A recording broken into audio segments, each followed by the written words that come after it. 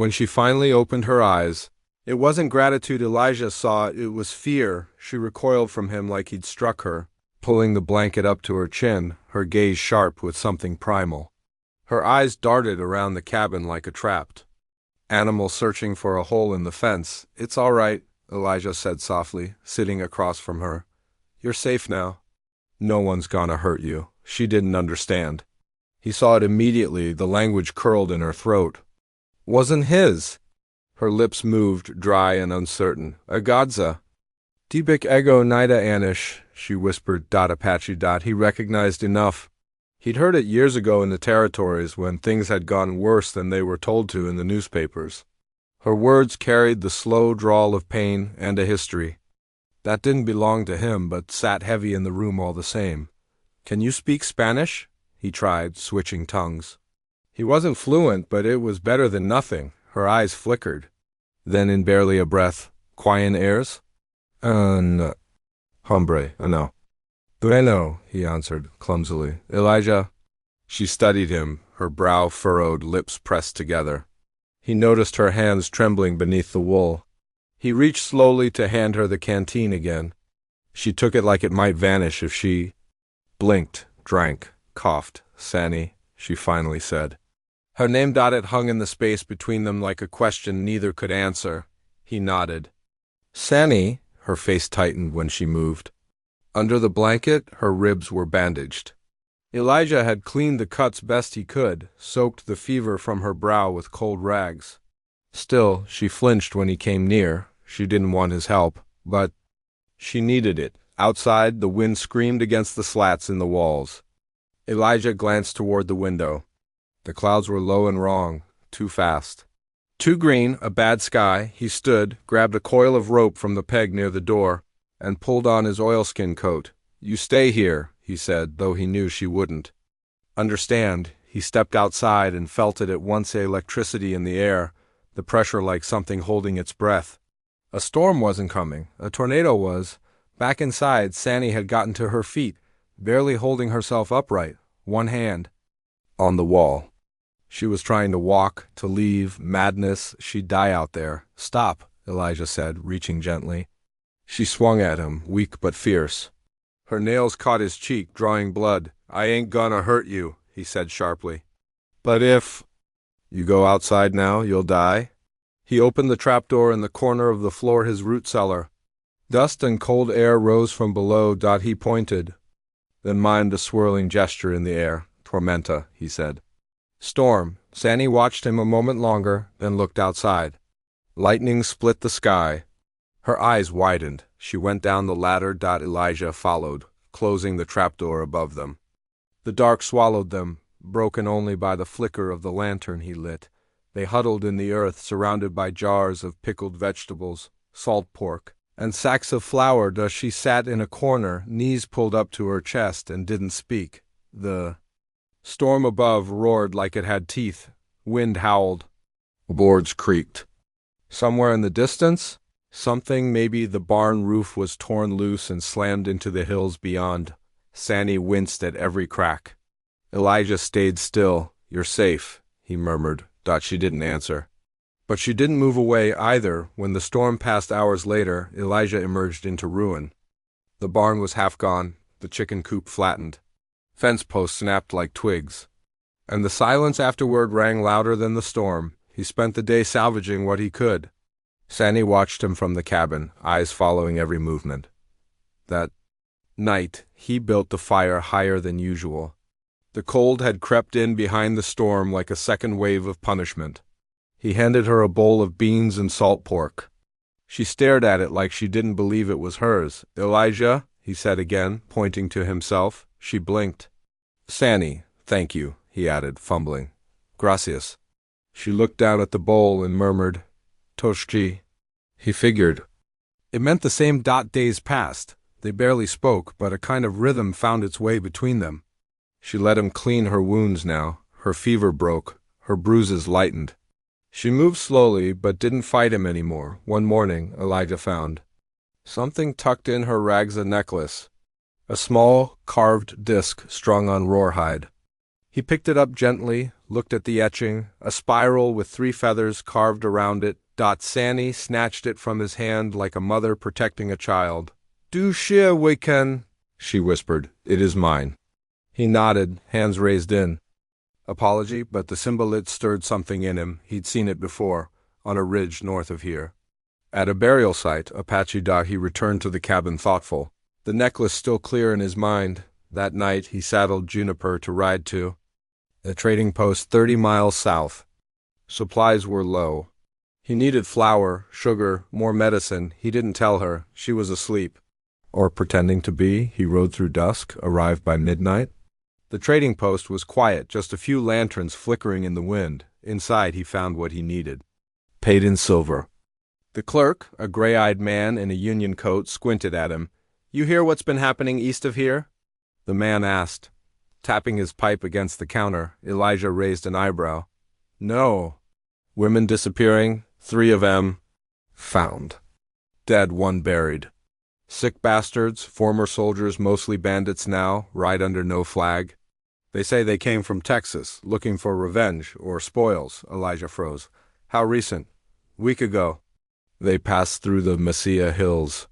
Took 2 Mexican girls, burned a chapel." Elijah swallowed hard.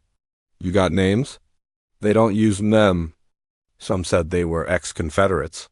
Elijah's gut twisted. He knew them, had ridden with some once, years ago. Before he knew what they were, he left before dawn, supplies tied down tight. He pushed Juniper harder than ever. The whole ride.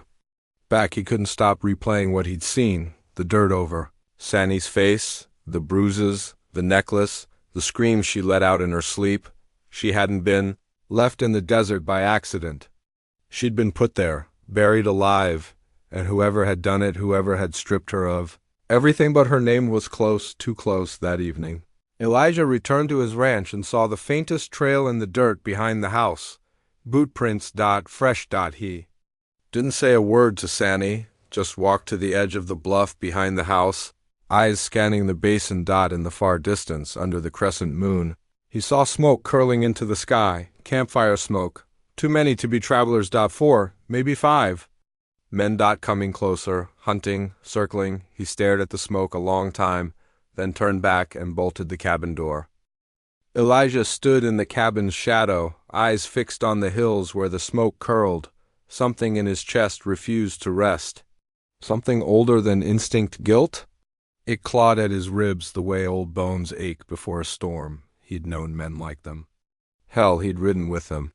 Back when gray coats meant brotherhood and war seemed noble.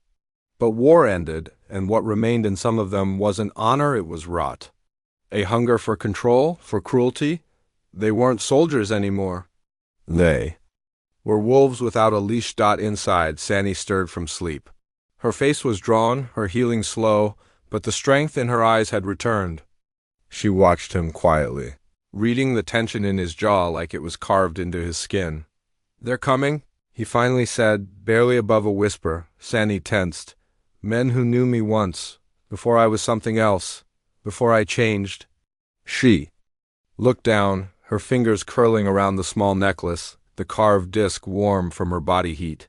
After a long silence, she spoke softly in broken Spanish he could follow. "They took me from my village 3 moons ago." He didn't interrupt. "They killed the others, said I was special, said I was their gift, their prize." She swallowed hard. "1 man big with red beard. He said I was his bride now, that God told him so." Her eyes were glass now, but no tears fell. "I tried to run, twice. They caught me, laughed. Then one night, he buried me. Said if I lived till sunrise, I was strong enough to be his. But he left. They all left." Elijah's stomach clenched. "He left you to die." She nodded once, or be taken by the coyotes. He sat down across from her. The fire snapped quietly between them. "I rode with men like that," Elijah said. "We called ourselves patriots. After the war, we had nothing. Some took up robbing, burning, taking. I left when I saw what they were turning into." She stared at him, unflinching. "Why did you help me?" "I don't know," he said honestly. "Maybe 'cause no one helped my wife. Maybe 'cause I was tired of being a Coward. Outside, Juniper snorted, then silence, no wind. No nightbirds. Just stillness. Then dash thunk. A bootstep on the porch. Elijah stood, grabbed the Henry rifle off the wall. He motioned for Sandy to crawl behind the stove, out of sight, then came. The voice, well, I'll be damned. Eli Coyle, you still playing house in the desert? Elijah stepped outside, gun at his side. 3 men stood at the edge of the porch, dust-covered, armed. One had a red beard.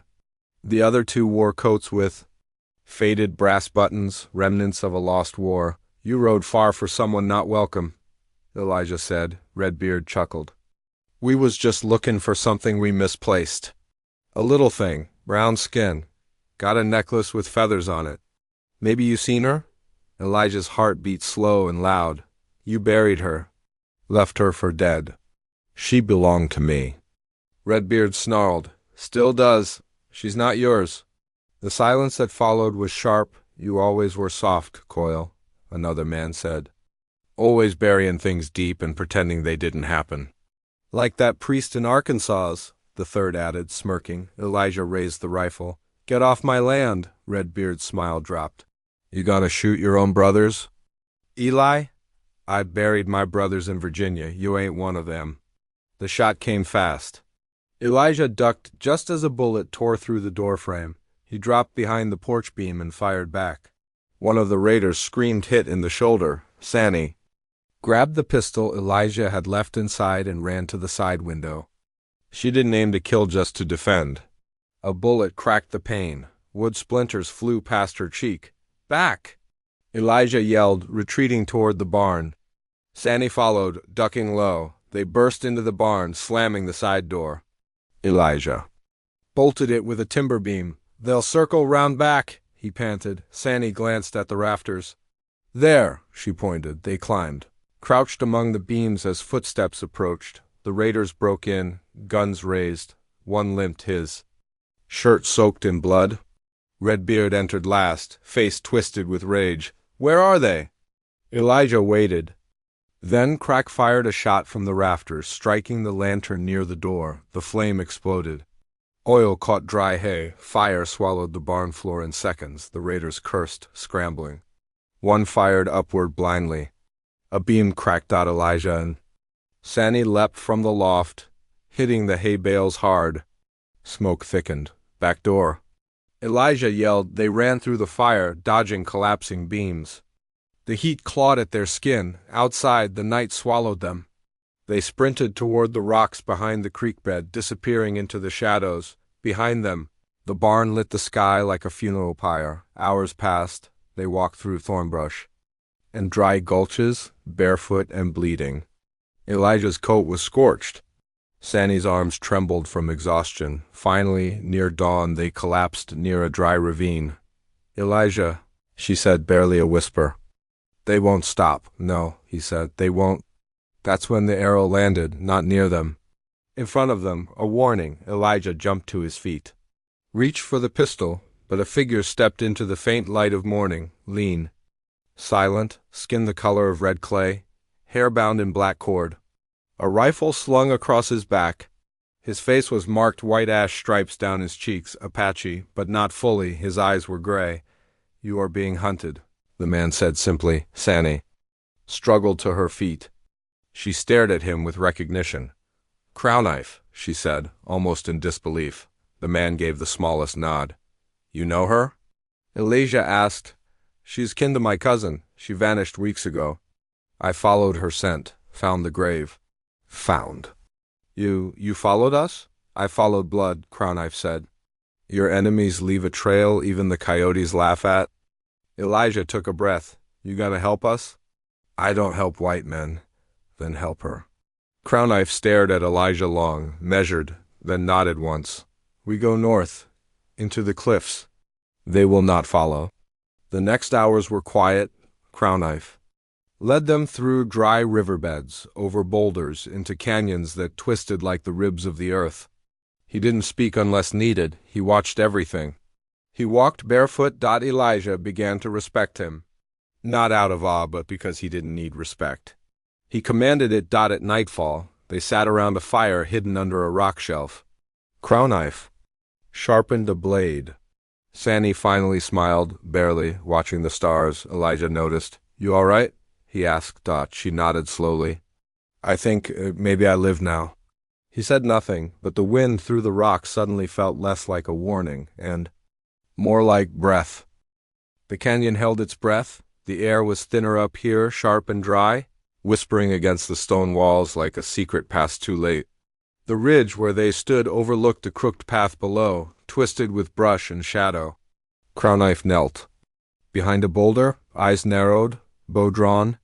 Elijah crouched beside him, rifle resting against his leg, chest heaving quietly. Sandy was farther back, tucked into a crevice of stone, clutching a hunting knife with both hands. Her face was dirt-streaked, but calm, focused. She no longer looked like someone who had been buried. She looked ready. "They're coming," Crowknife said. Elijah nodded. 3 days of hiding, moving camp after camp, hadn't shaken them. The raiders, or bloodhounds, smarter than they looked, meaner than they sounded. And now they were here cutting through the canyon brush, rifles gleaming in the mid-morning sun. 6 of them. Elijah counted boots through the scope. Redbeard led them. Still. Alive, still smirking, Crowknife rose to his feet, silent as dust. "This is our ground. We don't run again." "I didn't plan to," Elijah muttered. Cocking the rifle, the first shot came sudden. Crowknife's arrow, striking the nearest man straight through the throat. The bandit fell with a gurgled scream. Chaos exploded. Gunfire cracked like thunder. "Dust-plumed," Redbeard yelled orders.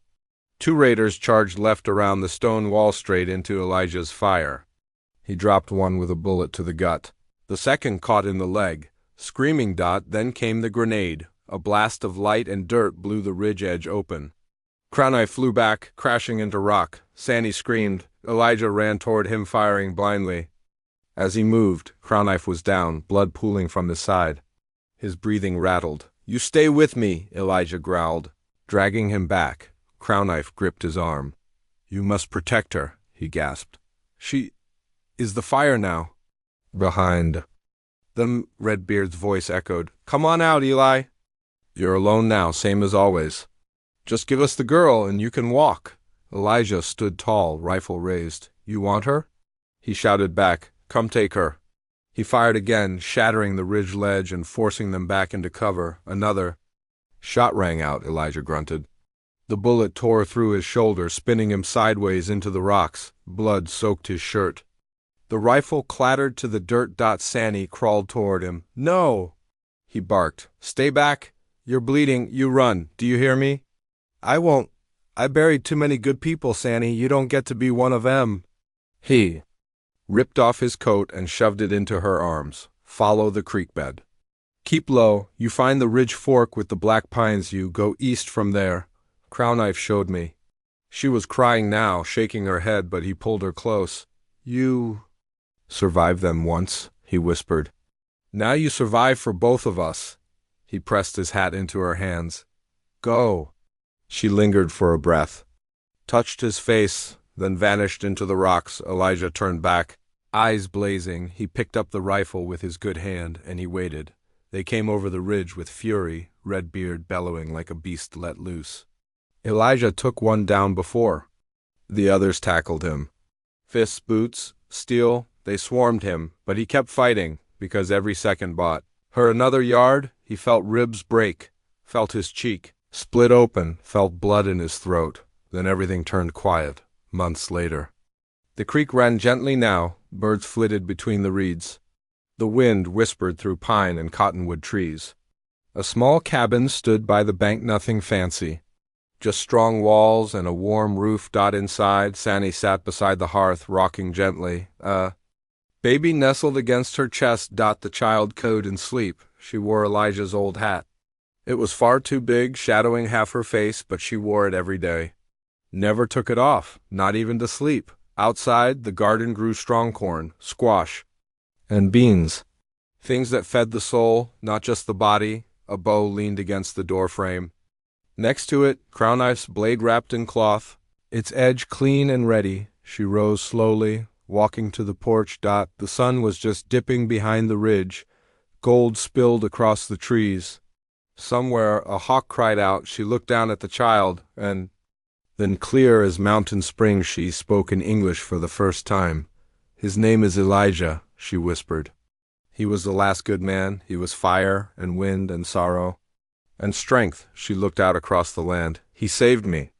Not just my life, but the part of me they tried to bury." She placed the child against her shoulder. "Someday I will tell you everything." "The horses? The fire?" "The man with the crook smile who died so we could live." A single tear rolled down her cheek, but her smile held. "And when I do, you'll know what kind of man to be." She stepped off the porch into the long grass. The wind picked up gently, rustling the leaves. In the far distance, thunder murmured. But it wasn't a storm. Just memory, just the land remembering a man who gave it one last story. Narrator, voiceover. If this story stayed with you, like a fire in the dusk, like a ghost in the hills, then comment and subscribe. Because stories like this, they're not just about survival, they're about choosing to live, even after everything burns. And remember, sometimes even the loneliest man is given one last chance to be whole again. Fade to black. Title. Card. The Bride in the Dust, a frontier tale. End credits roll. Western guitar music playing softly in background.